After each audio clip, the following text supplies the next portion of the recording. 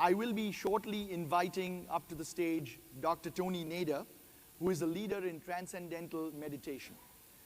I know he conducted a very well-received session earlier today, a meditation session earlier today in the morning, and I know several of you were at that session. Let me quickly read his brief bio for you. Dr. Tony Nader, MD and PhD, is a medical doctor trained at Harvard and at MIT, where he has a PhD in neuroscience. He is globally recognized in the science of consciousness and human development, and his training includes internal medicine, psychiatry, and neurology. He is the author of a best-selling book and is the successor to Maharishi Mahesh Yogi, and is also the president of Maharishi International University. Dr. Tony Nader, I'd like to invite you up to the stage, please.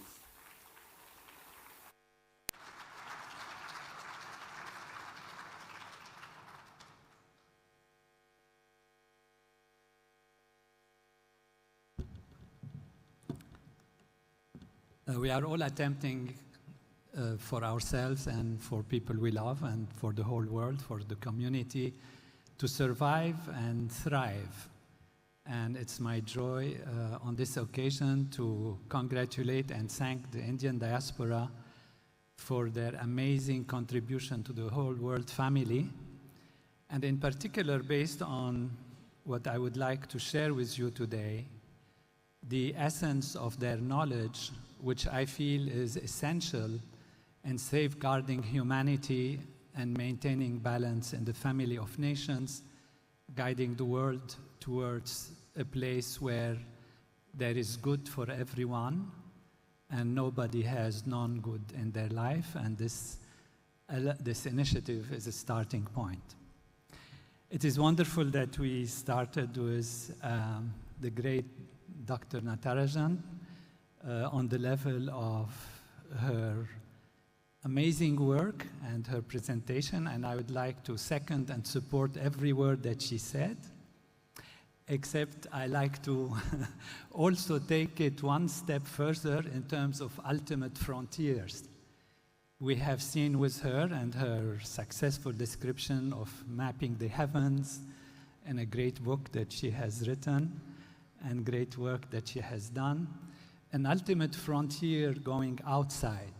And what I'd like to discuss with you today is an ultimate frontier looking inside, looking within. And that is a question about worldview and about reality. What is reality? What is worldview that we have? And on which basis do we actually conduct our affairs, our business, our hopes, our expectations?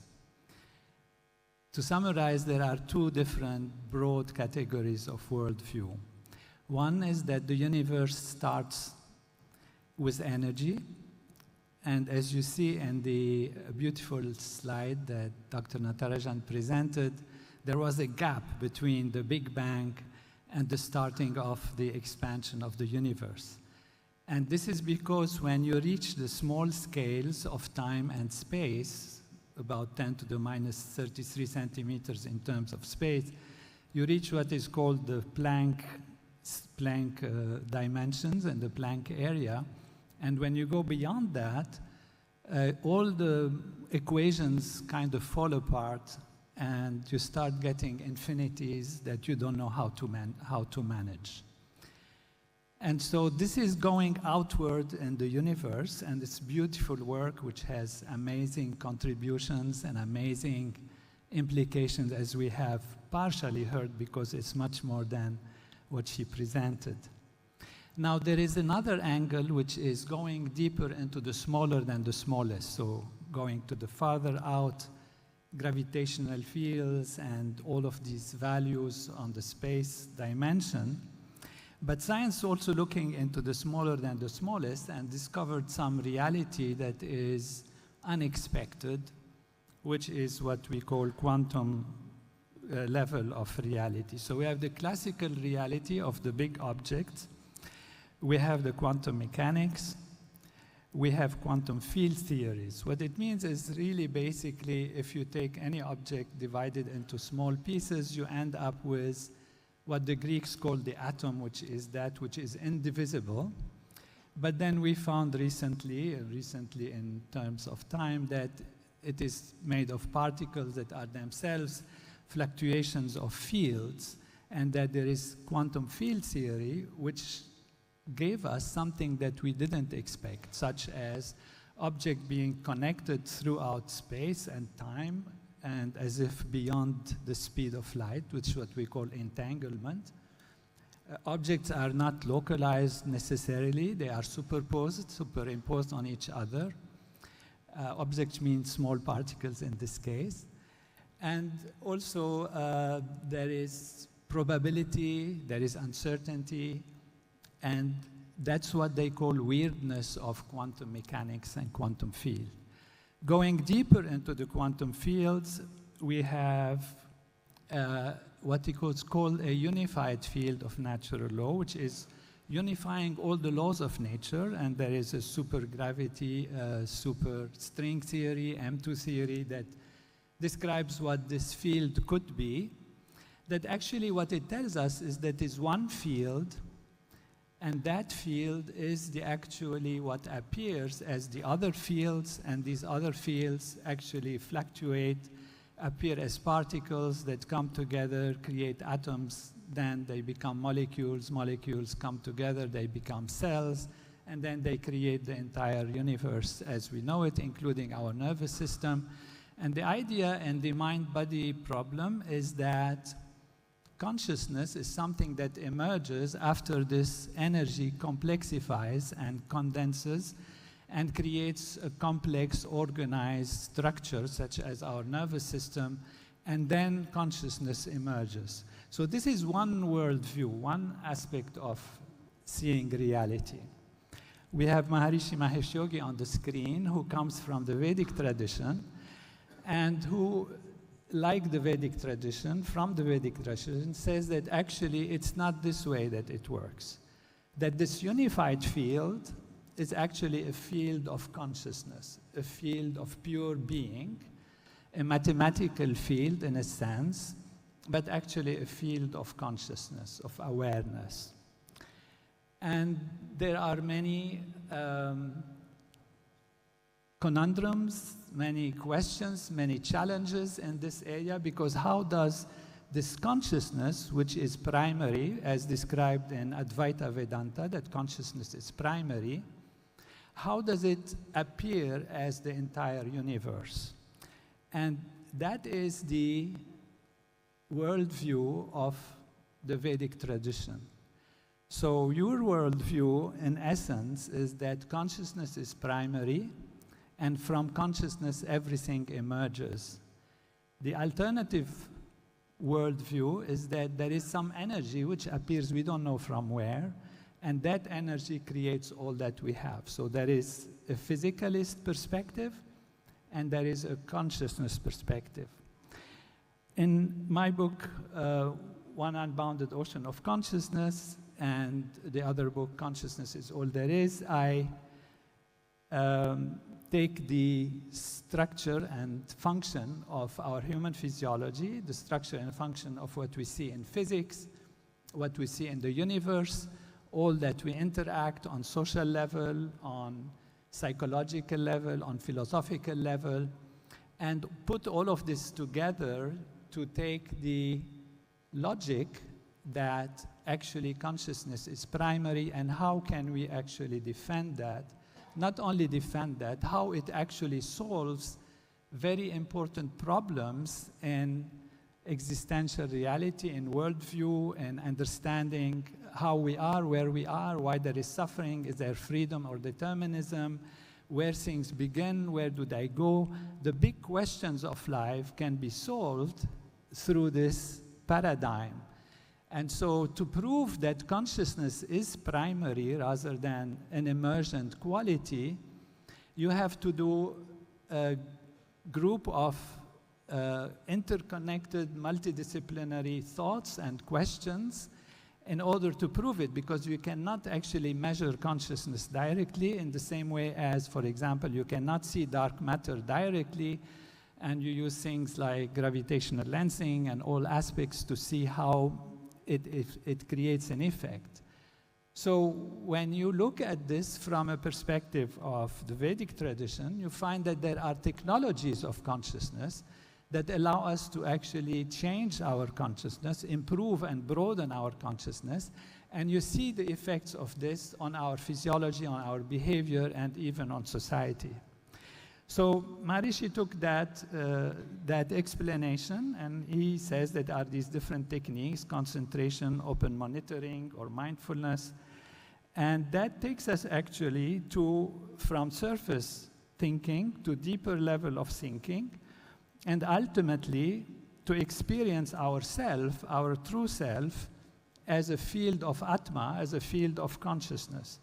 This is transcending, which means going beyond the surface and reaching the level of samadhi, which is the level of inner being. Now, this has tremendous effects, and there are more than 500 scientific research studies on this technology of consciousness, in this case, transcendental meditation, that shows that life improves in every way. Mind improves, intelligence quotient, emotional quotient improve in students, and these are published research in peer-reviewed journals. Behavior improves, health improves, and even society as a whole improves when a group of people practice this program. I'll just show 2 slides on this regard. One is how transcendental meditation decreases hospital admissions, which is the outcome of better health in every area of health that is included. And of course, the other scientific studies show tremendous behavior. Now, what is very interesting is when a small group of people practice this program together, they create a social effect that is beyond the limitation of the individual person, and therefore there is an effect on what we call collective consciousness. And a longitudinal study has shown that when we reach a critical number of people practicing this program together, you have tremendous changes in society, even in people who don't practice this program, because the effect is global and it's from a field effect rather than a localized effect. And these have shown very significant and clear results showing there is a decrease in crime, decrease in hospital admission, decrease in infant mortality, decrease even in accidents of the road.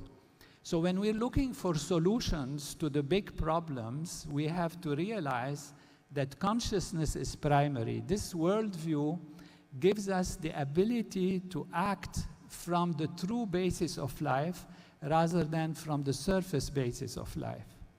There are many other factors and evidence that come together in terms of how this is I cannot take the time from you to explain every one of them, but I tell you the things that this paradigm of consciousness actually solves and addresses.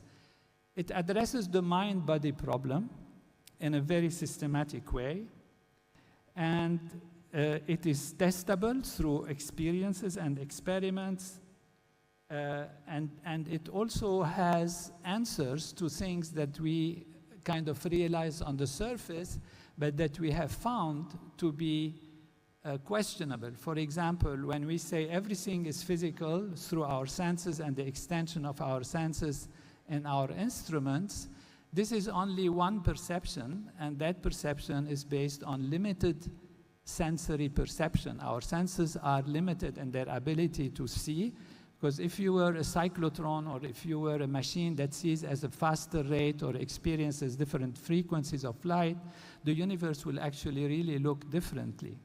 It doesn't discard the realism of the world. Everything is real, science is real. It's important to do research and a basic research, and the kind of research that Dr. Natarajan is doing is very important. So it doesn't discard that, but it points us to somewhere which is very, very fundamental in us. And there are different things that, again, contribute to supporting this paradigm, is that it solves problems about life, freedom, determinism, suffering, why we are here.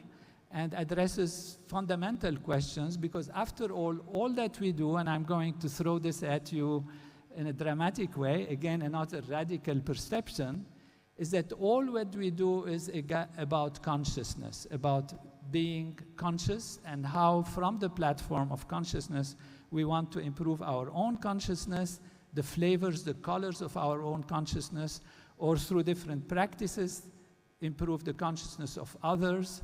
And so it is a path towards unifying ourselves with others and creating a society that is more holistic, more full through different activities, which can be on a physical level, health programs, etc., on a compassion level, on actions level, on karma, on activity.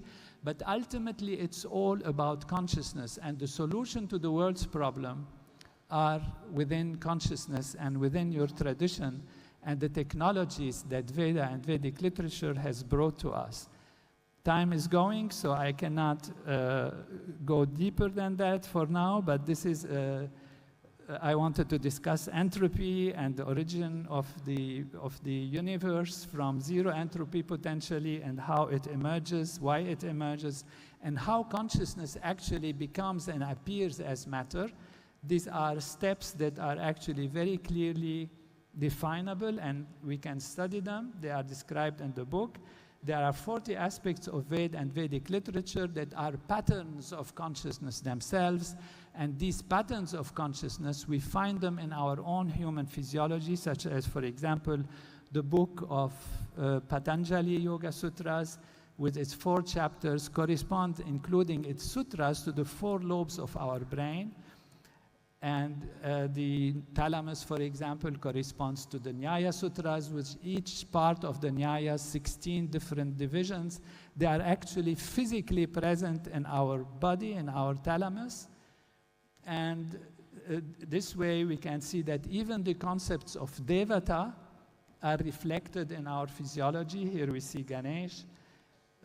We discussed in the Ramayana the physiology, and this is how we see that all aspects of Veda and Vedic literature are patterns of consciousness that are the blueprint of our own physiology. So technologies of consciousness are the hope, and of course all activities in terms outside directed, including caring for others, continuing to do basic research, continuing to understand the universe based on our clear consciousness rather than on a stress, prejudice, and cluttered consciousness, is the hope for having oneness among diversity. And that is the strengths that, one of the main strengths that India offers to the world. Thank you for being there, and thank you for the knowledge that you shared with us.